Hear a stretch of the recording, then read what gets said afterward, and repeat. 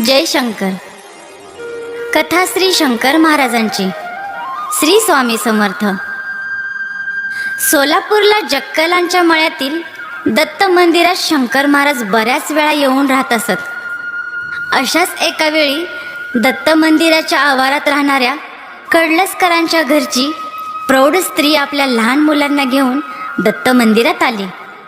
तिने महाराजांना वाकून नमस्कार केला. महाराजांनी तिच्याकडे न पाहताच विचारले, काय आणलं आहे? महाराज, मी माझ्या लहान मुलाला आणले तुमच्या पायावर घालायला. आम्ही गरीब, डोक्यावर कोणाचं छत्र नाही, कोणाचा आधार नाही. मी आहे तोवर कसं बसं सांभाळीन सगळं. पण माझ्या मागं या लेकराचं कसं होणार? मोठा घोर लागून राहिलाय जीवाला. मग आम्ही काय करावं?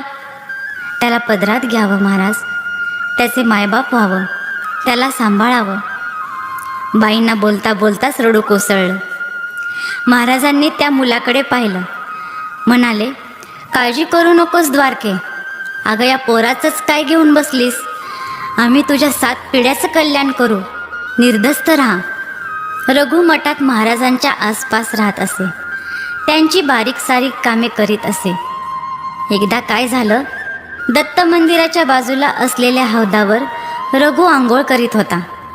त्यावेळी महाराज मंडळींबरोबर गप्पा गोष्टी करीत होते.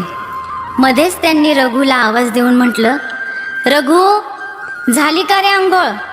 जरा लवकर कर, आम्हाला सिगरेट हवी आहे. रघुनं आंघोळ भरकर नाटपली. चड्डीची नाडी बांधीत ओल्या निथळ्या अंगानंच तो महाराजांच्या समोर आला. महाराजांनी त्याला सिगरेट आणण्यासाठी पैसे देण्याकरता म्हणून हात पुढे केला. रघु ते घ्यायला गेला.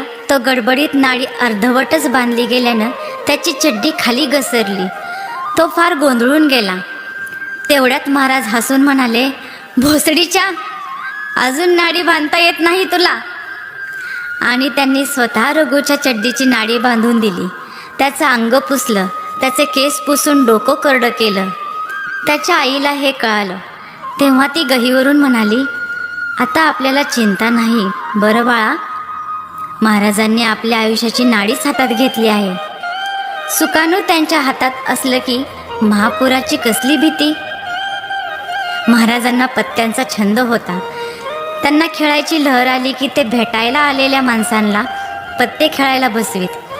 तसेच एकदा कोराड मास्तर, श्री भस्मे काका आणि रघु यांच्याबरोबर महाराजांनी पत्त्यांचा डाव मांडला होता. खेळता खेळताच रघुच्या मनात आलं, पत्ते खेळणं काही फारसं चांगलं नाही. पण मग महाराज का खेळतात? महाराज रागवतील म्हणून त्याने हा प्रश्न मनातच ठेवला. परंतु त्याचवेळी महाराजांनी त्यांच्याकडे पाहिलं. ते किंचित हसले.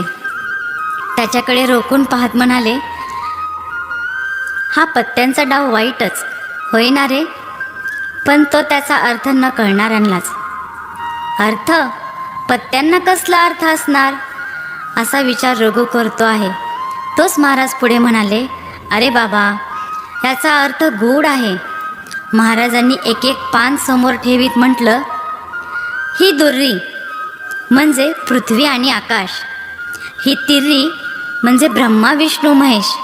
ही चौकी म्हणजे 4 वेद. ही पंजी म्हणजे पंचप्राण. ही छक्की म्हणजे काम क्रोध हे 6 विकार. ही सत्ती म्हणजे 7 सागर. ही अठ्ठी म्हणजे 8 सिद्धी. ही 9वी म्हणजे 9 ग्रह. ही दशी म्हणजे 10 इंद्रिये, 5 कर्मेंद्रिये, 5 ज्ञानेंद्रिये. हा गुलाम म्हणजे आपल्या मनात येणाऱ्या वासना, इच्छा.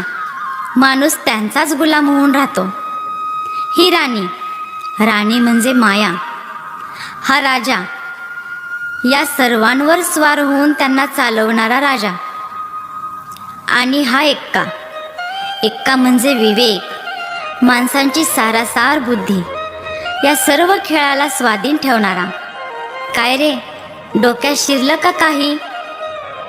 आता या लहानग्याला काय कळणार? त्यानं गोंधळून एकदाच होकारार्थी मान हलवली एकदा नकारार्थी मान हलवली. महाराज हसले. मास्तरांना म्हणाले, तुम्ही सांगा याची फोड करून.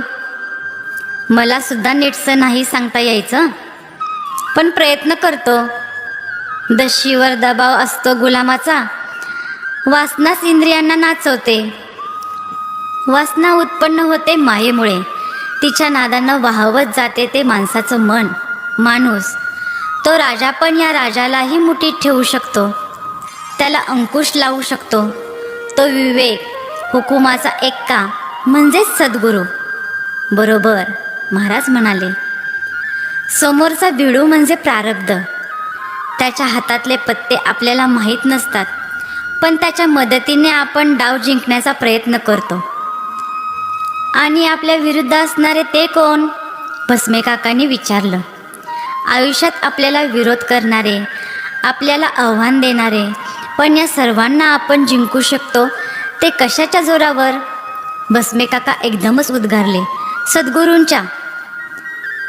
सद्गुरूंच्या जोरावर, विवेकाच्या जोरावर. सद्गुरू सारिका असता पाठीराखा, इतरांचा लेखा कोण करी.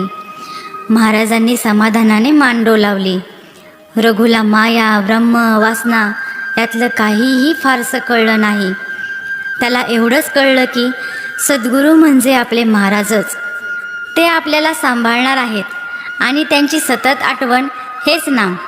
एकदा भस्मे काकाच त्यांना म्हटले होते की रघु, त्यांची सतत आठवण राहणं म्हणजे नाम. ते आपण करावं. महाराजांना फार आवडतं. त्यांनी तसं काव्यही केलं आहे. खरं म्हणजे आम्हाला ते माहितीच नव्हतं, पण एक दिवस नगरच्या सोनवणे मास्तरांना महाराज म्हणाले होते, जनार्दन, तुझ्या या भक्ती रसामृतात आमचंही एक भजन घाल. मग भस्मे काका स्वतःच ते भजन गुणगुणू लागले. नरा संसारी घे दत्त नाम ललकारी, बहुत जन्मीचा तो साठा, म्हणून नरजन्माचा हा वाटा. समजोनी दडविशी कारे नाठा, होई अधिकारी घे, होई सावध जडकरी देही, तरुणोपाय भजनावीन नाही. शंकर बाबा देती ग्वाही, वचन अवधारी घे, वचन अवधारी घे, वचन अवधारी घे. जय शंकर.